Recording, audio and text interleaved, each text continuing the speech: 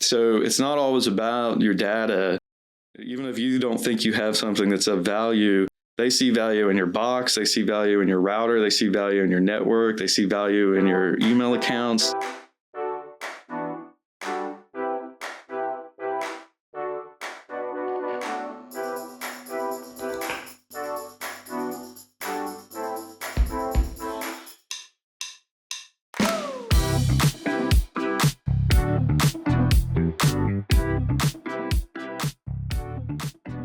Welcome back to the Build with BBB podcast. I'm your host, Casey Farmer, here with Craig Cummings of OK Computer.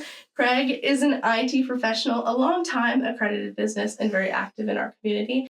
We're so excited to talk about some cybersecurity information, ransomware threats, and some information about collecting payments, which is entirely new information to me. And so I think I'm going to learn right along with our audience today. Craig, welcome to the podcast. Yeah, thank you for having me. Learn a little bit about your business, what you do, how you started it. Yeah, so I'm a managed IT service provider, so provide managed IT services to small businesses. And of course, that includes a lot of cybersecurity services as well.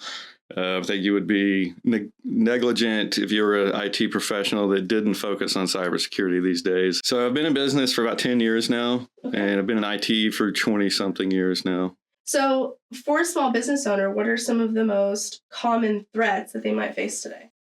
So according to the FBI, phishing is still the number one attack vector. So they're basically being tricked into divulging their credentials.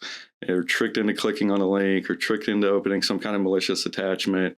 But it is by far the most common attack vector is still email. You know, some of them are really easy to spot because they have poor English or poor grammar. And, you know, we've all seen these emails from the Nigerian prince needing help transferring money. You know, so those are pretty easy to spot, but a lot of them will come in and they look like they're from Microsoft and they're telling you that you need to click here to reset your password before you get locked out. And some of them can actually be pretty convincing. I've almost fallen for a couple of them, and I'm constantly reading about this stuff. So some of them can be very convincing. I think you can teach your team to look for the telltale signs. Again, you know, there's poor grammar, misspellings. Sometimes the logo will look weird because they've just literally copied and pasted a logo off a legitimate website. And so it looks kind of blurry. It doesn't look like a high resolution. You can look in the headers of the email to see if, you know, it might say it's from Microsoft support, but then if you look at the from email address, it'll be some random name at Gmail. Well, Microsoft doesn't use Gmail accounts, you know, sure. So there's a lot of things that are real obvious. And then, you know, if they're not sure, go ask somebody, you know, or, you know, you can go look up the number for that company and call them directly instead of calling the number that's in the email that you're suspicious of. So a lot of it just comes down to awareness. And sharing that with your team and being transparent about the, hey, it's going to happen whether we want it to or not. Yeah.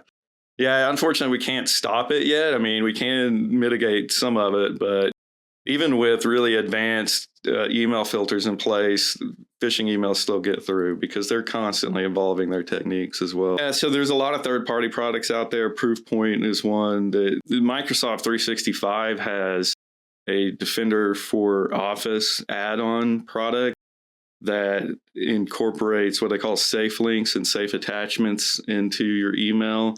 So all the links are rewritten to go through Microsoft sandbox servers where they analyze everything before it actually loads in your web page. And similar kind of thing that they do with attachments. They are essentially will open your attachment in a sandbox on the server before it's actually delivered to you to see if it's going to do anything malicious.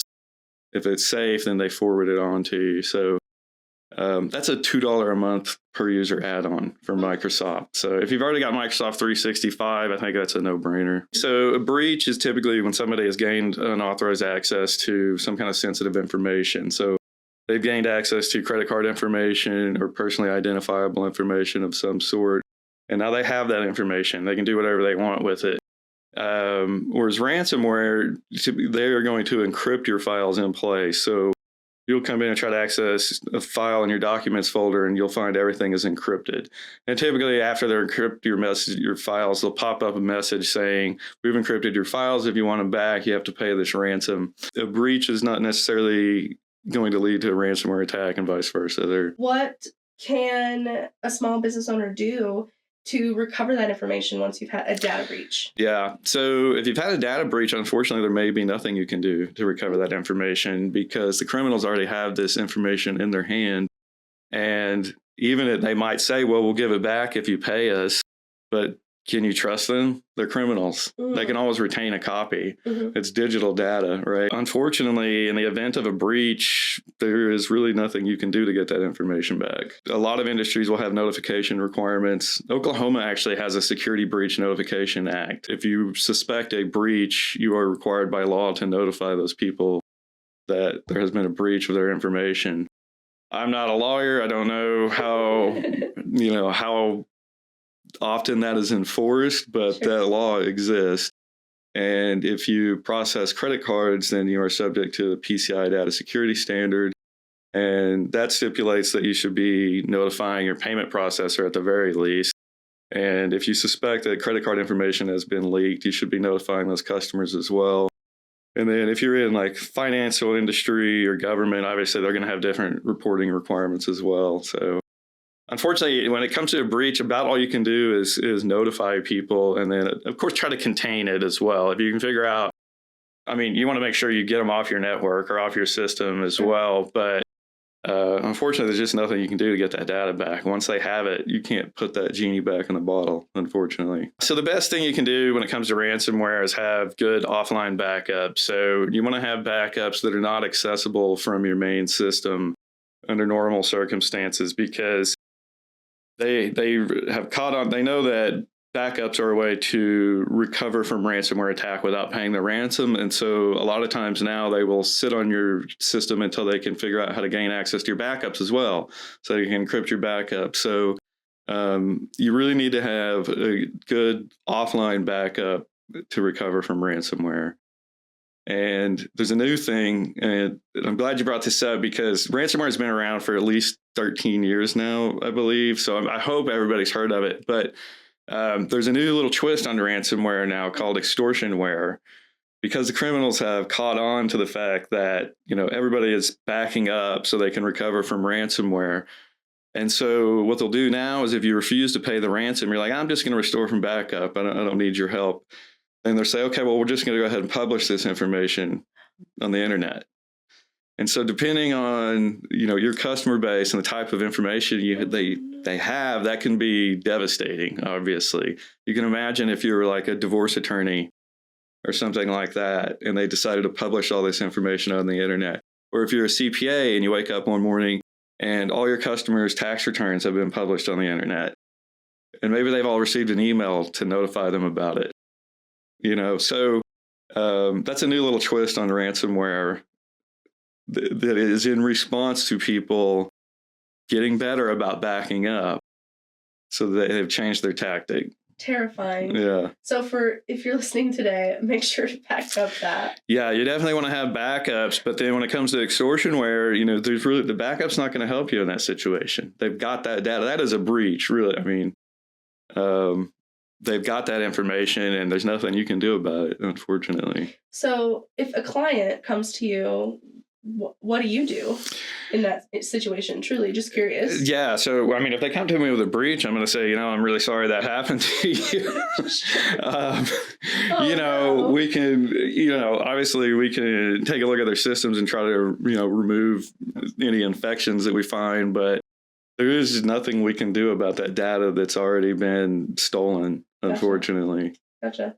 So we talked earlier, you teased it a little bit about PCI, which for our listeners today, I had absolutely no idea in our initial phone call when we were talking about what we wanted to chat about today. You're like, let's talk about PCI. Do you know what that is? And I'm like, no, tell me more. Yeah. So if you process credit card transactions, then you are contractually obligated to be compliant with the PCI Data Security Standard.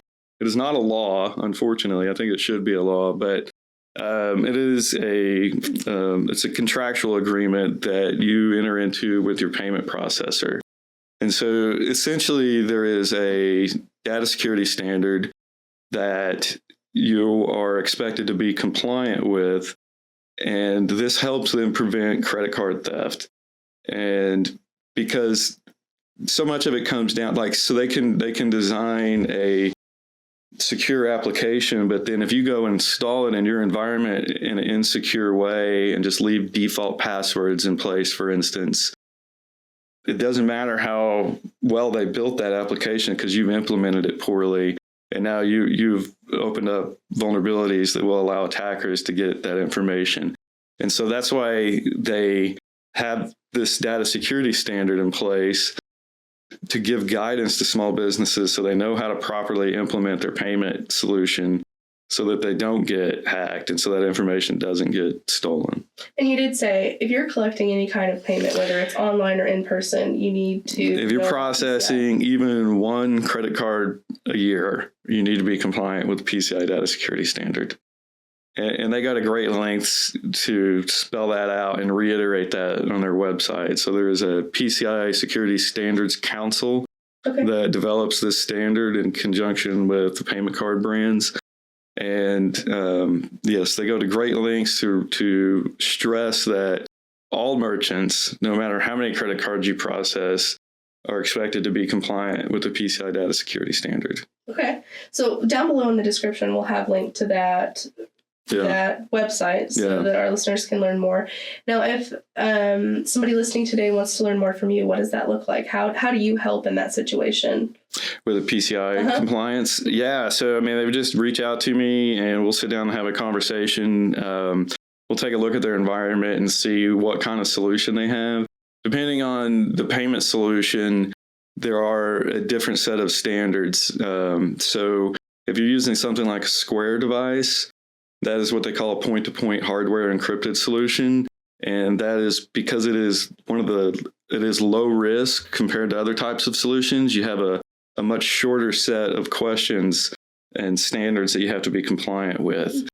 Whereas if you have some kind of payment solution that's sitting on a Windows machine that's connected to the internet, you are at a much greater risk, and therefore you have a much longer assessment that you have to go through to be compliant. So there's a lot of what they call scoping that happens in the beginning, where you are figuring out where the boundaries of the cardholder data environment are and figuring out exactly how they're processing credit cards so you can figure out which self-assessment questionnaire they need to be compliant with. It's all, it gets pretty involved. Changing gears a little bit to talk more about the cybersecurity realm, which is vast, and there's lots and lots of information that small businesses need to know about how to be cyber aware and cyber safe. When a client reaches out to you to say, hey, I need you to handle my cybersecurity, what does that look like? So I have several different services that I can offer that help with cybersecurity. So one of the services I have is called what we call endpoint detection and response. And this is kind of like an antivirus that's all grown up now and has a lot more capabilities than your traditional antivirus. But the other thing is that it is monitored 24/7 by a security operations center. So even if I'm asleep at 3 o'clock in the morning and there is some kind of hacking attempt or a virus that lands on one of your computers, these guys can be notified of that and isolate that machine on the network so that it doesn't spread laterally throughout your network. So that's one of the services I can offer for when it comes to endpoint security. And then when it comes to like network security, I will install a security appliance from Cisco Meraki that has a lot of advanced network security features. For instance, they have there is a antivirus engine built into the network appliance that will analyze packets of data as they're coming across the network. So they can detect a virus at the network before it ever lands on your desktop and stop it there. Another cool thing they can do is they have something called retrospective malware analysis. So if they see something today that they're not sure about, but then 2 or 3 days later, they get some new intel that lets them know that, oh yeah, that was malicious. They will let you know, hey, 2 days ago, this file was downloaded on this machine, and we now believe that it might be malicious, which is really cool if they can do that retrospectively. So there's a lot of different solutions we can put in place that help with cybersecurity.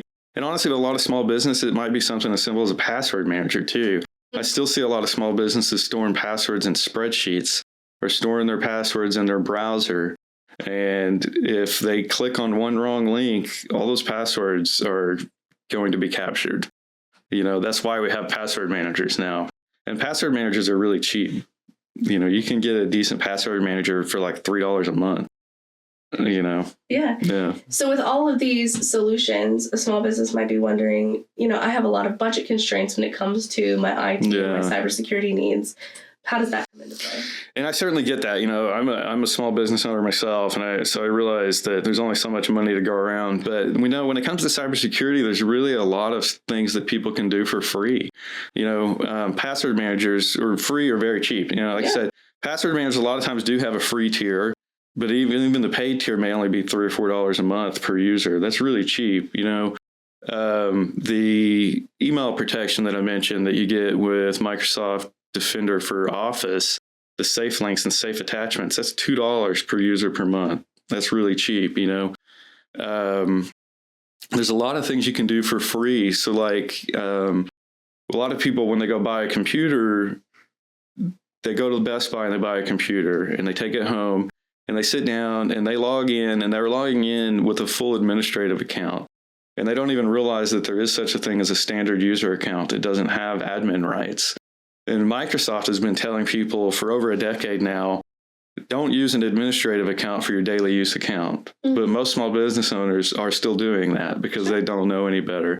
And Microsoft has previously stated that just using a standard user account instead of an admin account would stop something like 80% of targeted malware attacks. Wow. And that is free. All you got to do is implement it. There's a lot of other free things that you can do. Obviously, there's a lot of awareness training out there that's free. The FTC makes a lot of information available. The SBA has a lot of information, the good information that's free. There's a lot of things that can be done that are really effective that don't really cost that much. Oh, patching as well. Microsoft, I read yesterday, once a month, Microsoft has Patch Tuesday, where they release most of their patches. They will release patches out of band as well, but yesterday it was Patch Tuesday, and they had a record. They had 147 patches released yesterday. And a patch is what? A patch is an update for software of some sort. So Windows has patches, Office has patches, and a lot of these patches are security patches. So they are fixing a known security vulnerability. Oftentimes, it's something that they've seen being exploited in the wild. So it's really important to install these updates as soon as they become available.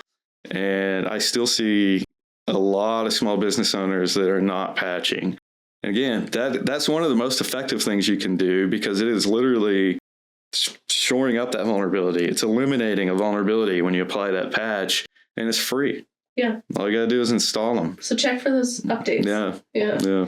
What are the consequences for a small business if they neglect to implement some of these things? So the consequences can range from just a nuisance to going out of business. I was listening to a story on the radio the other day. They were interviewing this lady. I think she was in Nevada. She had started some kind of business where she was selling stuff online. And she kind of set it all up herself in the beginning, the way most of us do. She didn't get a lot of input from any kind of cybersecurity professionals. And at some point, she was doing very well. And somebody started DOSing her website. So DOS stands for denial of service. So basically, they're just sending an enormous amount of traffic at her website, and it takes it down. It takes it offline. Yeah. And while it's offline, of course, she can't process any sales. Nobody can buy anything from her because her website's offline. So she calls her web host, and they're like, well, there's really not much we can do about it. You just got to wait it out. Well, this went on for months. And she eventually went out of business. She had to close shop. And when we're talking about those hits, we're not talking about just like 10 or 20. It's like thousands of hits on your website. It's like overloading it. Exactly. Yeah. So in your experience, what are the biggest misconceptions that small business owners have about cybersecurity? So I think the biggest misconception I hear is that, that doesn't apply to us. And they may tell themselves we're too small, or we don't have anything that's that valuable. Mm-hmm. And so that just doesn't apply to us. I think that is the number one misconception. Yeah, I would say if you're online, it applies to you. Yeah, if you got a computer that's connected to the internet, it all applies to you. Sure. Yeah. And that goes for we're talking about small business, so that goes for your personal information too. Exactly. So you want to be very careful about who you share your personal information with, because we're kind of veering off into privacy, which is related to security, but not quite the same thing. The way I differentiate it, I tell people, security is all about protecting the information that you have that's in your possession, where privacy is really about trying to protect information that you've already given somebody else. It's really once you give it away, it's out of your hands, right? Yeah. Really, when it comes to privacy, the best thing you can do is just be very careful about who you give that information to. And unfortunately, there's a really famous security researcher, journalist named Brian Krebs. He's previously stated that if you're an American citizen, your social security number is on the dark web, period. Because there have been so many third-party data breaches over the years, we hear about them all the time. You may get a letter occasionally saying that you've been in a data breach. It'll be some company you've never even heard of. No kidding. Because it's some B2B data broker, and so this stuff is happening all the time. So there's a good chance that your information is already out there on the dark web. And which brings me back around to something else that small business owners and anybody really can do for free is freezing your credit. It's something people don't always think about when it comes to cybersecurity, but identity theft is, one of their goals of these criminals.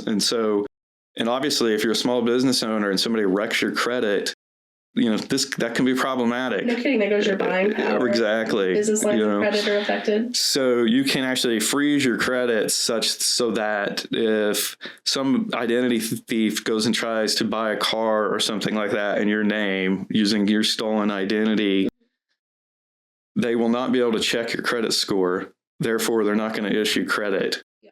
So the credit freeze is really, it's a really effective tool. And it is free. It takes about 20 minutes to set it up. Sure. And it works very well. Yeah. So going back to, because I think I pulled you off in that, on down that tangent. Yeah. But employees have a big role to play when maintaining cybersecurity. So how do you train your team? How do you share information with them? You just mentioned like sharing information. You need to be selective about who you do that with, but you have to share that kind of information with your team. So I think there's cybersecurity awareness training. Obviously, there's a lot of companies out there that can help with that. I can help with that, obviously, if you're a customer of mine. But there's a lot of free stuff available out there from like I said, the FTC, the FCC, the SBA, NIST. There's a long list of organizations that provide free cybersecurity awareness training. Another thing you can do is what we call simulated phishing attacks. So we basically simulate a phishing email and see who clicks on it, and then you go and counsel that person so that you're not just beating everybody to death with this. Like, some people get it a little faster than other employees are going to get it, right? And so the simulated phishing will help you target those people that really need more education. There's probably a long list of tips I could provide, but I would just say, take cybersecurity seriously. I don't care how small you are or how insignificant you think your data is. You will be targeted eventually. And I should back up. A lot of these are not really targeted attacks per se. They are, I like to use the analogy of a car thief just walking through a parking lot and checking for doors that are unlocked. Sure. They're not necessarily targeting your car.